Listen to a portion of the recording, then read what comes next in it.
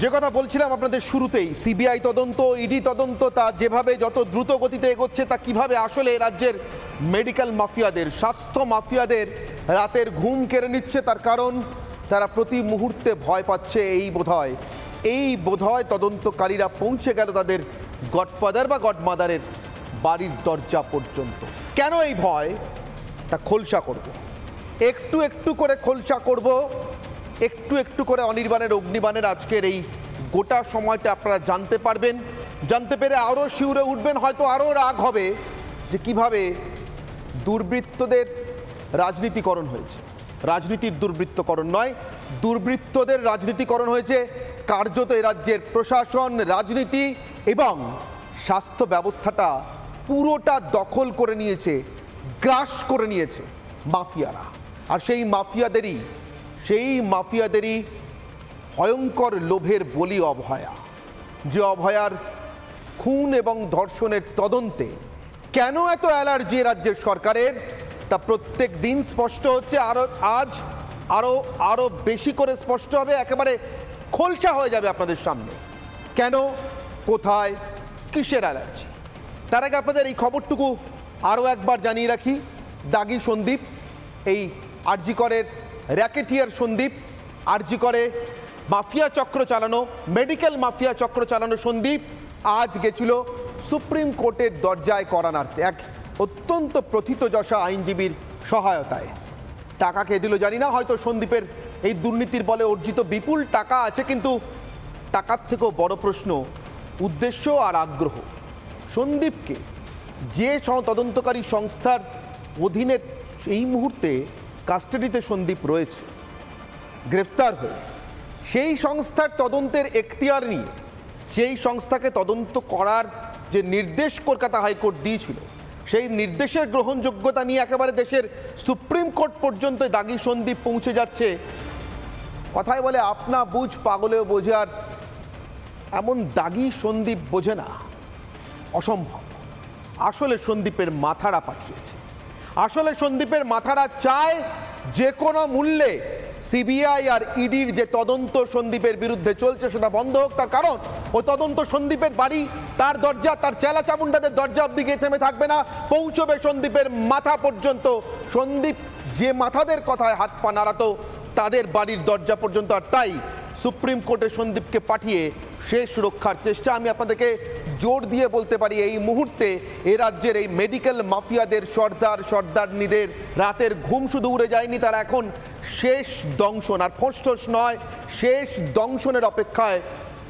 সময় গুনছে, সময় কিনছে, আর প্রাণপণে কোন পথে মুক্তি, অর্থাৎ জেল থেকে মুক্তি, পুলিশের হাত থেকে মুক্তি, বিচারপতিদের হাত থেকে মুক্তি, আদালত আইনের নাগাল থেকে মুক্তি, তার পথ খুঁজছে। তার একটা পথ আজ দেশের সুপ্রিম কোর্ট বন্ধ করে দিল, মুখের ওপরে দরজা আটকে দিল।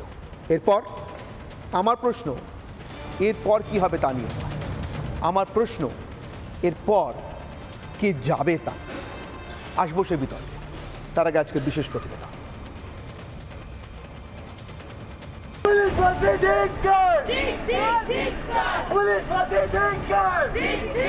আমার এতে কোনো পাওয়ার লেনাদেনা কিছু নেই, আমি প্রথম দিন থেকেই বলছি। প্রথমেই ঘাড় থেকে দায় ঝেড়ে ফেলার চেষ্টা করেছিলেন মমতা। অভয়া চাকরি করত মমতার স্বাস্থ্য দফতরে। অভয়ার ধর্ষণ আর খুনের তদন্তে প্রমাণ লোপাট করে হাসপাতালে হারমাদি হামলা চালাতে সাহস জুগিয়ে মমতারি পুলিশ অভয়ার বিচারের নামে অবিচারের ষড়যন্ত্র সম্পূর্ণ করে ফেলেছিল। তবে সব তথ্য প্রমাণ লোপাটের জন্য আরও একটু সময়ের দরকার ছিল স্বাস্থ্য পুলিশ যুগলবন্দির। মমতা সেটা দিয়েও দিয়েছিলেন। আমি চাই পুলিশ যত তাড়াতাড়ি সম্ভব দোষীদের গ্রেপ্তার করবে, আর রবিবার পর্যন্ত যদি তারা খুন কিনারা করতে না পারে, এই কেসটা আমরা আমাদের হাতে রাখবো না, আমরা সিবিআইকে দিয়ে দেবো। বাদ সাধল আদালত। পরদিনই সিবিআই এর হাতে চলে গেল তদন্ত। এমন নিখুঁত ষড়যন্ত্র ভেস্তে যায় দেখে শুরু হলো খুন ধর্ষণের প্রমাণ লোপাটের আরও এক ধাপ। প্লেস অফ অকারেন্স পিও তার সামনেই এখানে কনস্ট্রাকশনের কাজ চলছে এবং যখন আমরা রিপাবলিক বাংলা এসে পৌঁছই সেই সময় পুলিশ কর্মীরা তারা এখানে প্রশ্ন তোলেন যে আমরা কেন এখানে এই যে জায়গা সেমিনার রুমের বাইরে এই যে রুম সেই রুমে যেমন কনস্ট্রাকশনের কাজ হয়েছে বা এখানে ভাঙা হয়েছে। কে নির্দেশ দিয়েছিল এই ভাঙাভাঙির? রিপাবলিক বাংলা সেটাও দেখিয়ে দিয়েছে। ভাঙার লিখিত নির্দেশে সন্দীপের মরিয়া দাপাদাপি, কত তাড়াতাড়ি ভাঙা যায় তার জন্য লাফালাফি। আর সেই নির্দেশটা জারি হয়েছিল স্বাস্থ্য সচিব নারায়ণ স্বরূপ নিগমের উপস্থিতিতে, মমতার সচিবের উপস্থিতিতে। 9 তারিখ অভয়ার দেহ উদ্ধার হয়েছে, 10 তারিখ চিঠি লিখে বলা হচ্ছে যে তাড়াতাড়ি এই ঘর ভেঙে ফেলা হোক, তাড়াতাড়ি এই রিনোভেশন করা হোক। কি লুকোনোর জন্য?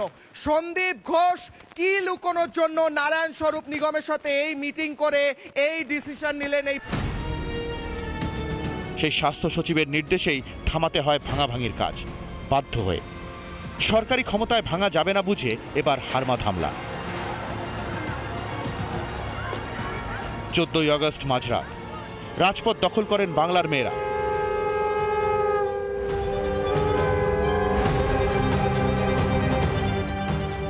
আরজিকর হাসপাতালের দখল নিল হারমাদরা। মমতার পুলিশ সরে গেল।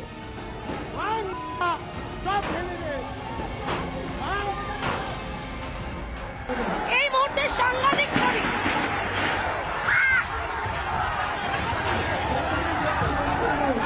পুলিশকে মারধর করছে, পুলিশকে মারধর করা হচ্ছে, ভাঙচুর করা হচ্ছে কার্যত। গোটা দেশের দেখা উচিত এই মুহূর্তে এরা কারা, যারা একটা কোনো প্রমাণ ছাড়েনি। দেখো অ্যাডমিশন, টিকিট কাউন্ট, ভাঙচুরটা এ পরিমাণে হয়েছে, এখানে অনেক কিছু, আরো ফ্যান দেখো দুমড়ে মুচড়ে বেঁকিয়ে দেওয়া হচ্ছে এই ফ্যানগুলো। যেদিকে তাকাবেন সেদিকে শুধু চুর চুর হয়ে যাওয়া কাঁচ দেখতে পাবেন। এই হাসপাতালের সার্বিক ধ্বংস এটাই ছিল সম্ভবত যারা এসেছিল এখানে তাণ্ডব করতে ঢুকেছিল তাদের একমাত্র উদ্দেশ্য। সুপ্রিম কোর্টের নির্দেশে আরজিকর পাহারায় এখন সিআইএসএফ। তাদের সঙ্গে মমতার সরকারের অহিংস হারমাদি অসহযোগ চলছে। হয়তো এখনো কিছু বাকি আছে প্রমাণের। আবার হারমাদ ঢোকানোর সুযোগ করে দিতে 1 ঘন্টা দূরে সিআইএসএফ এর থাকার জায়গা দিচ্ছে মমতার সরকার। কেন্দ্রীয় বাহিনী যারা এসছে কলকাতায় এই আরজিকর হাসপাতালের নিরাপত্তার দায়িত্বে, তাদেরকে রাখা হয়েছে এখান থেকে 1 ঘন্টা দূরে। এখানেই বড় প্রশ্ন হচ্ছে যে 14 তারিখ রাতে যেভাবে হারমাদরা ঢুকে এই আরজিকর হাসপাতালের এমার্জেন্সি সহ অন্যান্য জায়গায় ভাঙচুর চালালো, আবার যদি সেই পরিস্থিতি তৈরি হয় তার দায় কে নেবে? এটাও কেন্দ্রীয় স্বরাষ্ট্রমন্ত্রক সুপ্রিম কোর্টে হলফনামা দিয়ে জানিয়ে দিল। আর অভয়ার বাবা ফাঁস করে দিলেন টাকা হাতে পুলিশ কর্তার ধর্ষণ ও খুনের তদন্ত বিক্রির প্রস্তাব নিয়ে আসার কথা। যখন আমার মেয়ের দেহ আমার ঘরে সাহিত্য ছিল, তখন ডিসি নর্থ আমাদের ঘরের একটা গলিতে ঢুকে ঘরের ভেতরে তিনি আমাকে টাকা দেওয়ার চেষ্টা করেন এবং তার যা জবাব দেওয়ার আমরা সঙ্গে সঙ্গে সেই জবাবটা দিয়ে দিই। সিবিআই চেপে ধরেছে, ইডি রোজ হানা দিচ্ছে নতুন নতুন জায়গায়। মমতার স্বাস্থ্য সচিবের মুখোশ খুলে গেছে। মমতার কমিশনার নিজের দফতরে বসে লজ্জা শরমের মাথা খেয়ে মেরুদণ্ড উপহার নিচ্ছে চিকিৎসকদের কাছ থেকে। উপায় না পেয়ে সন্দীপকে দিয়ে সুপ্রিম কোর্টে আবেদন করালো অভয়ার খুনি স্বাস্থ্য মাফিয়ারাজের ডন, গডফাদার বা গডমাদার। সে আবেদনও সুপ্রিম ধাক্কায় গড়াগড়ি খাচ্ছে। একদল গোয়েন্দা এগিয়ে আসছে আরও কাছে। যে কোনো দিন হয়তো শুনতে হবে হ্যান্ডস আপ, হাত উপরে তুলুন, আপনার খেলা শেষ, আমাদের সাথে চলুন। রিপাবলিক বাংলা। আর ঠিক এই ভয়টাই কি কোথাও গ্রাস করছে তৃণমূলের উপর থেকে নিচ পর্যন্ত সবাইকে? কিন্তু কেন মমতা বন্দ্যোপাধ্যায়কে কেন এই ভয় গ্রাস করবে? কেন ভয় পাচ্ছেন মমতা? কেন নার্ভাস ফিল করছে?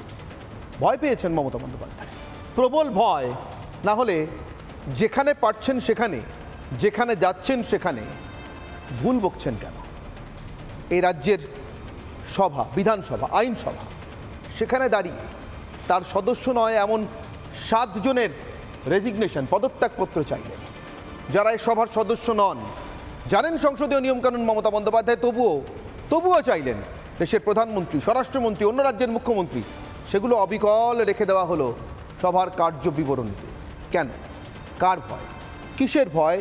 আজকে সে কথায় আসবো, কিন্তু সবার আগে আজকের বিতর্কের প্রথম প্রশ্ন, প্রধান প্রশ্ন আমার আজকের অগ্নিবাণ।